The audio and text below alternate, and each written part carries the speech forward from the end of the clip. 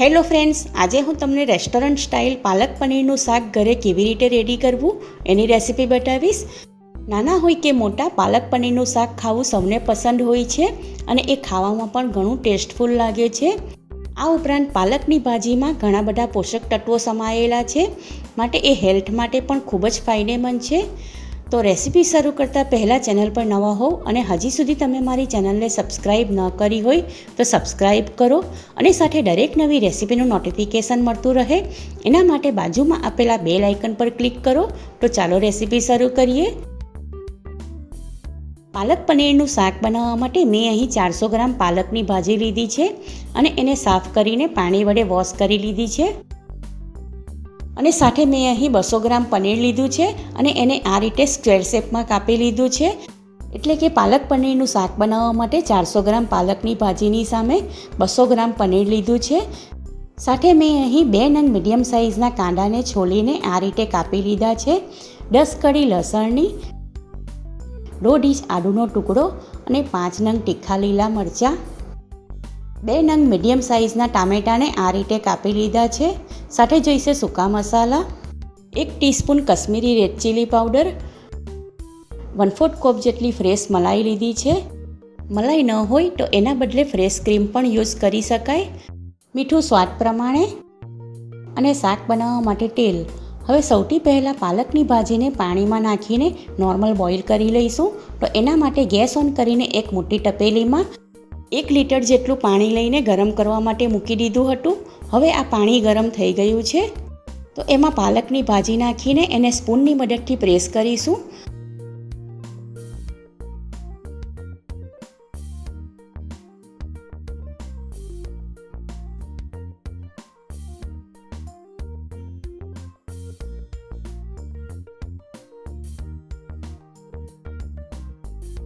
હવે પાલકવાળા વાસણને ઢાંકણ લગાવીને કવર કરીશું અને 5 મિનિટ માટે ભાજીને બોઇલ કરી લઈશું.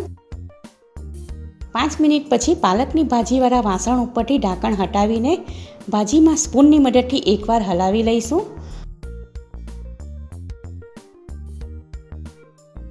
હવે આ ભાજીમાંનું પાણી ઉકળવા લાગ્યું છે અને પાલકની ભાજી પણ બોઇલ થઈ ગઈ છે.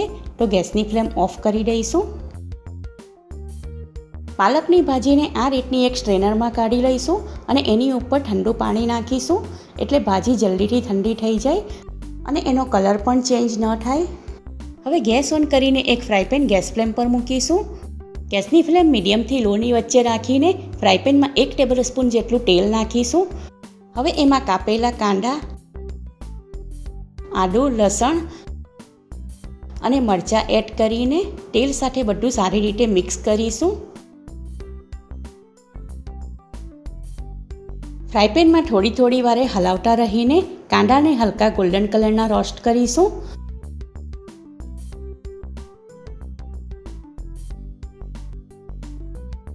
હવે કાંદા હલકા ગોલ્ડન કલરના રોસ્ટ થઈ ગયા છે તો એમાં કાપેલા ટામેટાં એડ કરીને મિક્સ કરીશું.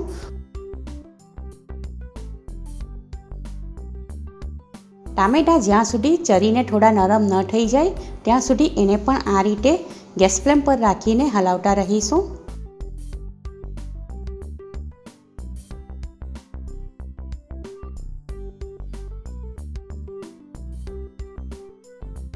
હવે ટામેટાં પણ ચરીને નરમ થઈ ગયા છે તો ગેસની ફ્લેમ ઓફ કરી દઈશું અને ફ્રાયપેનમાંની સામગ્રીને એક ડીશમાં કાઢી લઈશું. હવે આ રોસ્ટ કરેલા કાંદા અને ટામેટાં જ્યારે બિલકુલ ઠંડા થાય ત્યારે એને ક્રશ કરીશું. હવે આ રોસ્ટ કરીને રાખેલા કાંદા અને ટામેટાં ઠંડા થઈ ગયા છે તો એને એક મિક્સર જારમાં કાઢી લઈશું.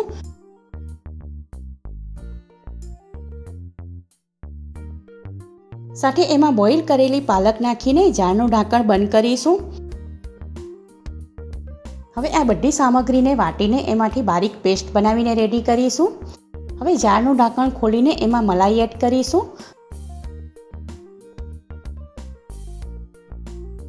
અને મલાઈને પણ આ બધી સામગ્રી સાથે એકવાર ગ્રાઇન્ડ કરી લઈશું. પાલક પનીર બનાવવા માટે પાલકની ગ્રેવી રેડી થઈ ગઈ છે તો હવે આગળની પ્રોસેસ કરીશું. તો સૌથી પહેલાં પનીરને ફ્રાય કરીશું. મેં અહીં ફ્રોઝન પનીર યુઝ કર્યું છે એટલે હું એને ફ્રાય કરીને યુઝ કરીશ. તમે જો ઘરે બનાવેલું ફ્રેશ પનીર યુઝ કરતા હોવ તો એને ફ્રાય કરવાની કોઈ જરૂર નથી. પનીરને ફ્રાય કરવા માટે ગેસ ઓન કરીને એક કઢાઈ ગેસ ફ્લેમ પર મૂકી દીધી છે. ગેસની ફ્લેમ મીડિયમથી લોની વચ્ચે રાખીને કઢાઈમાં 4 ટેબલસ્પૂન જેટલું તેલ નાખીશું. સાથે એમાં 1 ટેબલસ્પૂન જેટલું દેશી ઘી એડ કરીશું. કઢાઈમાંનું તેલ ગરમ થઈ ગયું છે તો હવે એમાં પનીરને ફ્રાય કરવા માટે મૂકીશું. પનીરને બધી સાઈડથી પલટાવીને હલકું ગોલ્ડન કલરનું ફ્રાય કરીશું. પનીર ફ્રાય થઈ ગયું છે.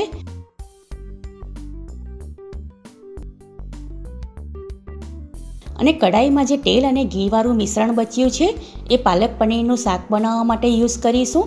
તો સૌથી પહેલાં એમાં સૂકા મસાલા રોસ્ટ કરી લઈશું. તો એના માટે એમાં 1 ટીસ્પૂન જેટલું જીરું એડ કરીશું. અડધી ટીસ્પૂન હળદર, 1 ટીસ્પૂન ધાણા જીરું, 1/4 ટીસ્પૂન હિંગ અને 1 teaspoon Kashmiri red chilli powder add કરીને બધા મસાલાને તેલ સાથે સારી રીતે મિક્સ કરી લઈશું. બધા મસાલા હલકા રોસ્ટ થઈ ગયા છે તો હવે એમાં મિક્સર જારમાં જે પેસ્ટ રેડી કરી છે એ એડ કરીને સારી રીતે મિક્સ કરીશું.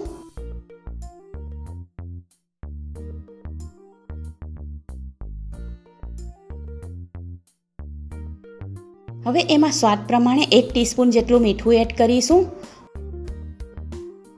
મિક્સર જારમાં 2 ટેબલસ્પૂન જેટલું પાણી નાખીને હલાવી લીધું હતું એ હવે આમાં એડ કરીને મિક્સ કરીશું. હવે એમાં ફ્રાય કરેલું પનીર નાખીને પનીરને પાલકની ગ્રેવી સાથે સારી રીતે મિક્સ કરીશું.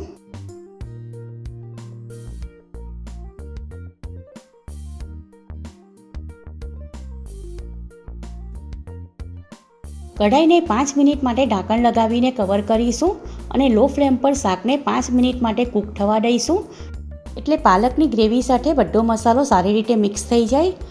હવે 5 મિનિટ પછી કઢાઈ ઉપરથી ઢાંકણ હટાવીને પાલક પનીરના શાકમાં 2 થી 3 ટેબલસ્પૂન જેટલું ગ્રેટ કરેલું પનીર એડ કરીશું. હવે સ્પૂનની મદદથી બધું સારી રીતે મિક્સ કરી લઈશું. હવે આ પાલક પનીરનું શાક રેડી થઈ ગયું છે તો ગેસની ફ્લેમ ઓફ કરી દઈશું અને શાકને સર્વ કરવા માટે એક સર્વિંગ બાઉલમાં કાઢી લઈશું. પાલક પનીરના શાકમાં ઉપરથી ગ્રેટ કરેલું પનીર નાખીને શાકને ગાર્નિશ કરીશું. હવે આ મસાલેદાર ટેસ્ટફુલ પાલક પનીરનું શાક ખાવા માટે રેડી થઈ ગયું છે. આ રીતે પાલક પનીરનું શાક રેડી કરીને લંચમાં નહીં તો ડિનરમાં રોટલી, પરોઠા અથવા તંદૂર રોટી સાથે ખાવાનું ઘણું સારું લાગે છે અને ગરમા ગરમ જુવારના રોટલા સાથે ખાવાનું પણ ઘણું સારું લાગે છે. આ રીતે જો પાલક પનીર રેડી કરવામાં આવે તો ખૂબ જ ઓછા ટાઈમમાં અને સરળતાથી રેડી કરી શકાય છે અને એ ટેસ્ટમાં પણ બિલકુલ રેસ્ટોરન્ટ જેવું જ બને છે. તો આ પાલક પનીરના શાકની રેસીપીને તમે એકવાર જરૂરથી ટ્રાય કરો. રેસીપી પસંદ આવી હોય તો લાઈક અને શેર કરો અને સાથે મારી ચેનલને જરૂરથી સબસ્ક્રાઈબ કરો.